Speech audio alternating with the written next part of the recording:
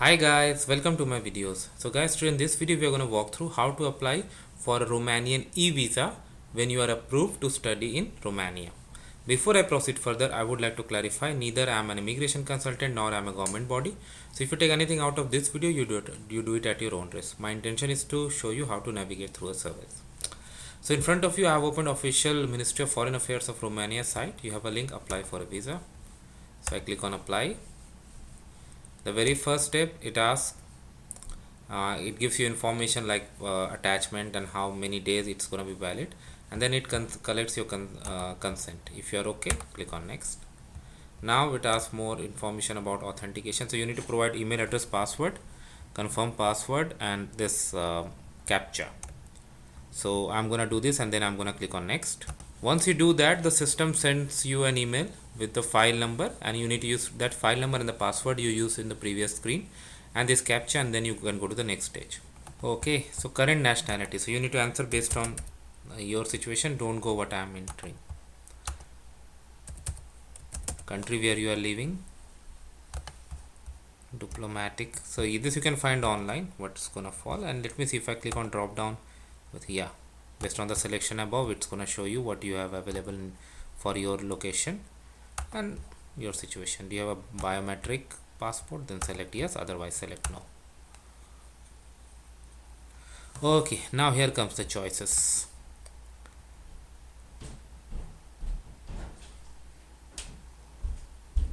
So you have airport, transit, short stay, long stay. Under the long stay I have for studies. Next.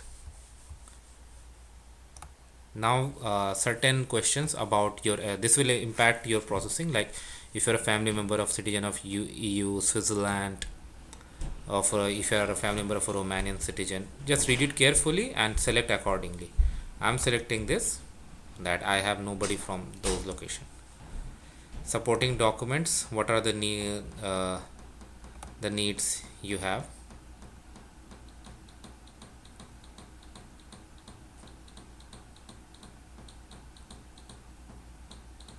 Okay, and it's advisable you upload it right here, because anyway you have to do before that, you cannot do.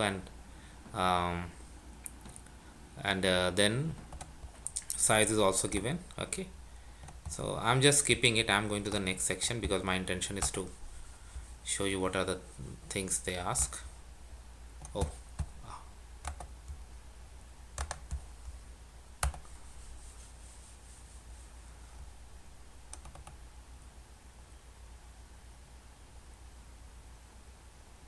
if you want to go back at any time, you can go click on back and you can see, for example, supporting documents. You can see cost, turn of trainee, consent of legal representation, proof of organization regarding financial means, proof of pupil exchange scheme or educational, proof of higher education degree, language, training agreement, accommodation, travel document, proof of pursuing a course of study. So that's what I said initially, like when you have already been accepted, proof of acceptance for studies, proof of payment for fees, so whatever is applicable in your case. All right, travel, medical insurance. All right, now click on next. Data. All right, so I'm going to put some sample. Don't go by what I am entering. Okay,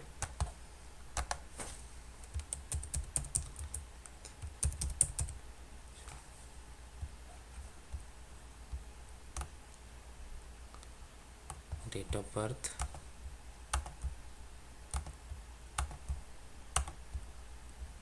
let's say 2001. Okay, country of birth. Sorry, I think something is wrong with an character of my and key of my keyboard. Place of residence, nationality of birth.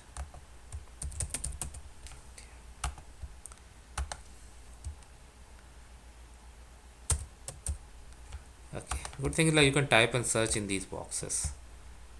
That's simple. Phone number. Sample guys, don't go by this. Details about the family, like, because these are not mandatory fields, so I'm skipping it, but you should do it. Why would you hide any information? Travel and current occupation, ordinary. Some questions have been picked up.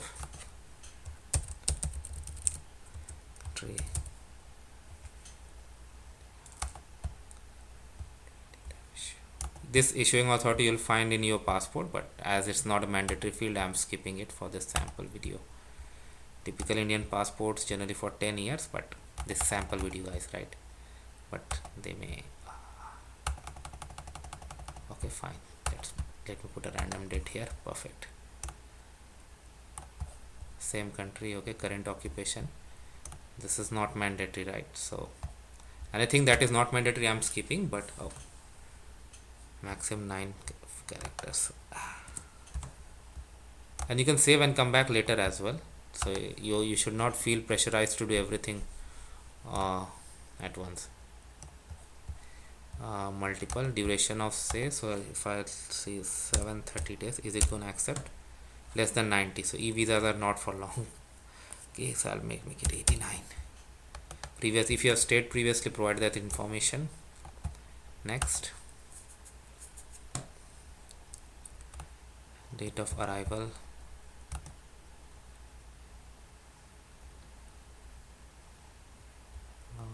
okay, date of departure. Let me see if departure it's going to accept such a long duration. So let's say if I'm going for, just put, I'm giving it a try. Okay,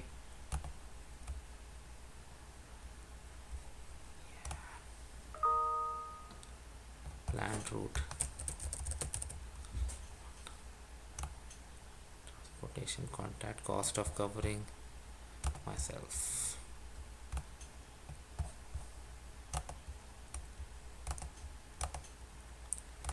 Whatever is applicable in your case, I'm just doing this. Okay, so it did accept. Alright, so maybe they're issuing short duration visa, but you can stay and you can find more information on the website, because I'm not sure that you can stay or not. So just find more information, but this application can be done in this configuration, so you can verify if that's correct or not, because don't go by what I'm doing, as I cannot take any risk. Details about the family, if it is I'm just skipping, but you need to provide details regarding host, hotel. So you can fill the host, and in the next section it will ask you to confirm, and from there you can apply. So I'm not gonna do that, but you got the idea. So thanks for watching this guys. Please subscribe to the channel. Thank you.